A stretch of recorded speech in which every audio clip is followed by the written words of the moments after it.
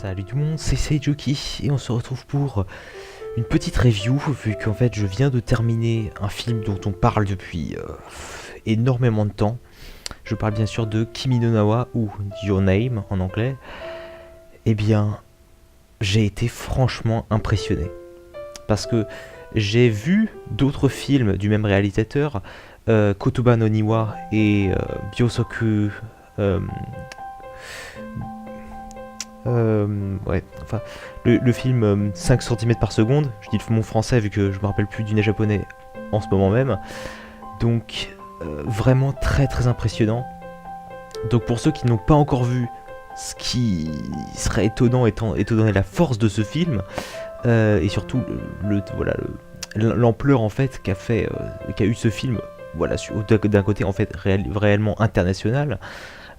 Parce qu'il faut savoir quand même que la première fois que j'en ai entendu parler, c'était de The Anime Man, voilà, un youtubeur très connu qui est vraiment dans l'anime et qui est pas mal au courant de tout ça. Mais la deuxième fois, j'en ai entendu parler en fait une semaine plus tard sur Arte. Donc Arte quand même, c'est-à-dire vraiment l'ampleur de l'événement. Et en l'occurrence, j'ai regardé aujourd'hui le film. Voilà, simplement j'ai pas fait de pause, voilà, je me suis mis devant le film et j'ai regardé ça de A à Z. Et vraiment, c'est vraiment poétique. Les autres films du même réalisateur étaient vraiment un peu dans le même genre, à chaque fois vraiment avec une force émotionnelle énorme. Et voilà, un côté poétique et contemplatif vraiment magnifique. Et donc pour le coup, cette fois il nous a remis vraiment plein la vue. C'était magnifique. Bon après, si on y va en plus en détail, c'est pas le film qui m'a le plus impressionné, c'est clair. Et c'est pas non plus le film qui m'a le plus touché. Il me semble que la première fois que j'ai regardé 5 cm par seconde, cela m'a plus touché que la fin de ce film. Parce que la fin de ce film, je la trouve malheureusement pas à la hauteur de ce qu'on pouvait en dire. Parce qu'effectivement, voilà, ce film a quand même fait tellement parler de lui, et voilà, il a eu un succès exponentiel au Japon, au point de dépasser l'audience d'un film Ghibli. C'est dire l'ampleur de la chose. Et je m'attendais à une fin meilleure que celle-ci. Mais effectivement, cette fin est parfaite dans la ligne de ce film. C'est-à-dire vraiment d'un poétisme total. Voilà, tout ce film étant lui-même très poétique, avec quand même des côtés du Japon qu'on voit pas tous les jours, enfin dans tous les films, surtout liés et autres, et surtout, voilà, c'était magnifique. Mais bon, je m'attendais pas tout à fait à avoir ça comme conclusion. Mais vraiment, je vous conseille vivement d'aller le voir, c'est génial. Et donc je vais passer à une partie pseudo-spoiler, juste pour dire un peu plus en détail ce que j'ai pensé de ce film et de tout ce qui m'a plu ou déplu. Donc tout d'abord, le fait que cela parle de changement de corps, j'ai trouvé la façon dont ce changement de corps a en fait été donné et présenté, en fait, le fait qu'en fait il pense que chacun pense en fait de son côté que c'est un rêve, et donc il ne remarque pas tout de suite qu'ils sont en train de changer de corps. Et c'était assez intéressant justement de voir comment peu à peu ils remarquent qu'il y a quelque chose qui cloche. Pourquoi est-ce que quand eux ils se réveillent, les personnes autour d'eux commencent à commenter le fait qu'ils agissaient bizarrement le jour d'avant. Et peu à peu, quand on avance dans le film, on remarque effectivement ils changent de corps, même si c'était quelque chose d'assez clair, et qu'on comprenait assez vite, plus vite que les personnages du moins. Et peu à peu, justement, cette relation à distance, via limite en fait juste des mémos sur des portables, ou même des mémos écrits sur papier, et ils remarquent peu à peu qu'effectivement il y a deux entités qui échangent de corps. Et justement, ce côté déjà poétique voilà, ils tentent de gérer la situation qu'ils peuvent et autres. Et justement, ce qui est le plus poétique, c'est la façon dont ils contemplent ensuite la vie de l'autre, parce qu'ils changent complètement de perspective. On est d'accord que ils passent en gros d'une vie de campagnard à celle voilà, d'un citadin, et inversement. Et justement, j'ai trouvé également les dessins de la nature dans ce film sublimes. Il y a pas mal de moments aussi où on voit des panoramas gigantesques, quelque chose qu'on voit jamais ou presque jamais dans des séries d'animation. Parce que voilà, ça coûte trop cher, c'est tout. Euh, faut pas se le cacher, je veux dire. Voilà, argent, argent, c'est tout. Mais voilà, vraiment, ce film de ce côté-là m'a vraiment impressionné. Vraiment, c'était beau, c'était beau. Ensuite, les relations entre les personnages, c'était plutôt bien tiré. Mais après, y a quelques petits moments qui m'ont quand même laissé un peu dans l'embarras. Euh, Surtout en fait justement le petit côté rigolo où en fait lorsque Mitsuha rentre dans le corps de Taki et que elle pseudo drague voilà, celle qui travaille avec lui lors de son, enfin, dans son travail à temps partiel, et qu'il finit par avoir par sortir avec elle pour une journée, et que en fin de compte elle remarque que effectivement Taki n'est pas la même personne quand elle parle avec lui. Et justement ce côté que les personnes autour de Taki et Mitsuha commencent à comprendre en fait que c'est pas toujours la même personne à qui ils parlent. Et ce côté est vraiment intéressant aussi. Mais comme je vous le dis, en fait, il y a énormément d'aspects qui sont vraiment très bien exploités dans ce film. Mais en même temps, il faut vraiment rester du côté contemplatif pour vraiment apprécier au maximum ce film. Parce qu'on est d'accord, c'est extrêmement contemplatif, c'est très beau. Et surtout, la révélation, lorsqu'on comprend qu'en réalité, Mitsuha est morte depuis 3 ans. Et que en fait, Taki va tout faire en fait pour la sauver. C'est quelque chose que j'ai trouvé extrêmement beau. Justement, le fait que, même s'il ne connaît même plus son nom, il tente voilà, d'aller jusqu'au bout pour essayer de la sauver, et qui va jusqu'à en gros changer le passé. Et justement, ces côtés poétiques, c'est vraiment super. Bon, après, vers la fin, bon, lorsqu'ils arrivent enfin à les battre, enfin, vraiment à dépasser en fait leur destin, parce que bon, quand je dis destin, c'est bon, faut croire en l'existence du destin. Moi, j'y crois pas trop, mais disons que quand je parle de destin, je veux dire en fait que effectivement, elle aurait dû mourir dans la réalité de Taki, et il a changé en fait cette réalité.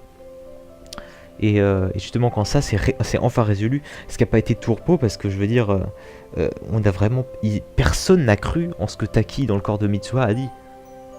Genre, voilà, ils l'ont tous envoyé faire foutre, à part vraiment ses amis proches.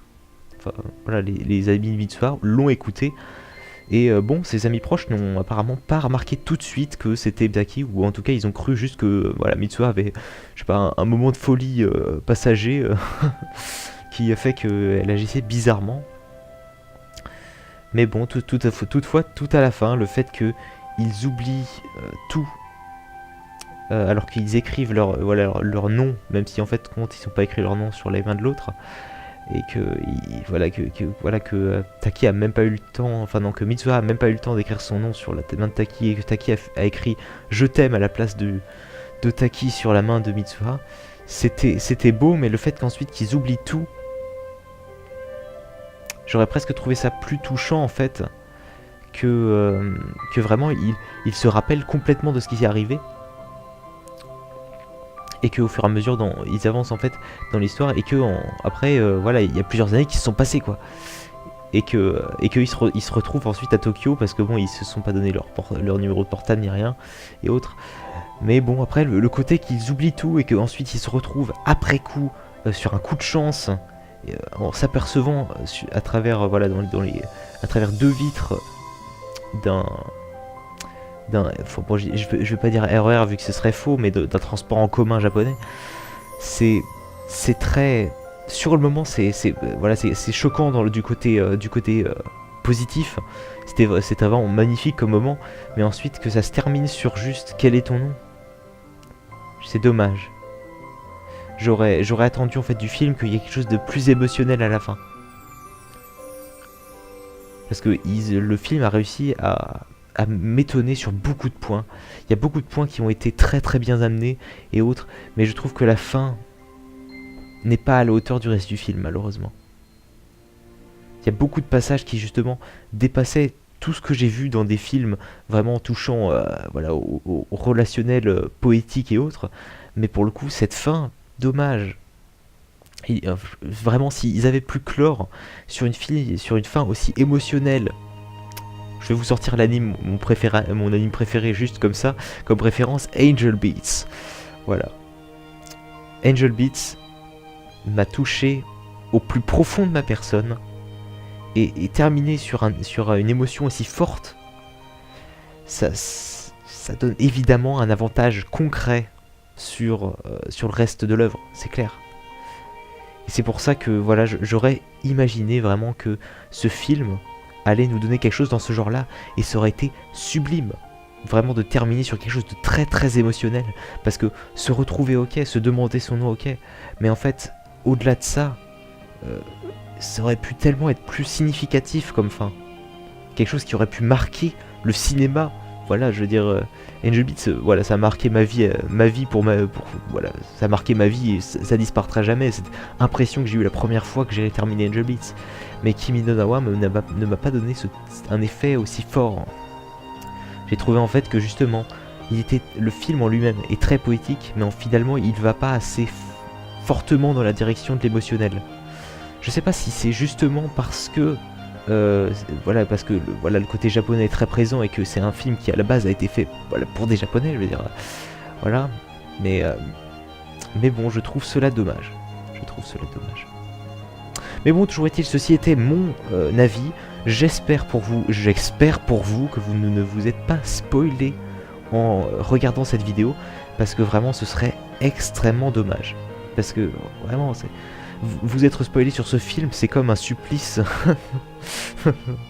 Ah là là. Toujours est-il, si vous avez regardé la suite de la vidéo après avoir vu le film et que vous n'êtes pas d'accord avec moi, c'est tant mieux. Si ça a été le meilleur film que vous avez vu de votre vie, c'est tant mieux, parce que vraiment, ce film en a le droit. Sincèrement, j'ai vu rarement des films d'animation aussi aboutis, et vraiment, c'est bien, mais ce n'est pas à la hauteur des éloges qu'on a fait du film, je trouve. Ça aurait pu être mieux, clairement. Toujours est-il, voilà, ceci était donc mon avis sur la question. J'espère que vous avez aimé cette vidéo et surtout que vous adhérez ou pas à mon avis. Laissez un commentaire si jamais vous voulez parler de ce film, parce que vraiment je suis ouvert à toute conversation, surtout si c'est du frais, c'est-à-dire que vous l'avez vu il y a très peu de temps.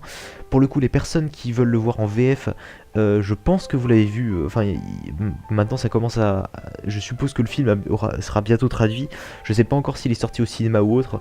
Toujours est-il, ça arrivera très prochainement, parce que Kimi no Na wa, parce que phénomène global, et parce que c'est de la balle.